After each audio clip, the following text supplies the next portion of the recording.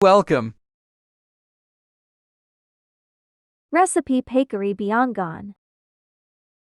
Take besan, take chopped onion, green chili, dry methi, salt, red chili, turmeric, cumin, dry coriander as per taste.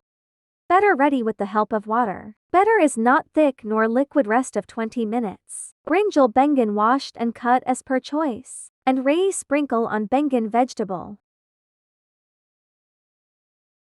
Bengan dip in batter. Cooking oil hot in karahi and piece one by one add. When one side cook in low flame, then other side cook. Pakory ready. Serve with chutney. Super delicious. Recipe Pakory Bangan. Take besan chana dal, grind, add chopped green chili, onion, salt, red chili, turmeric, cumin, dry coriander, dry methi.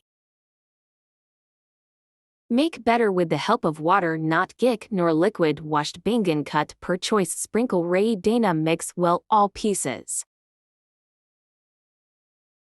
After 20 minutes, bangan pieces dip in besan batter and fry in hot oil, low flame.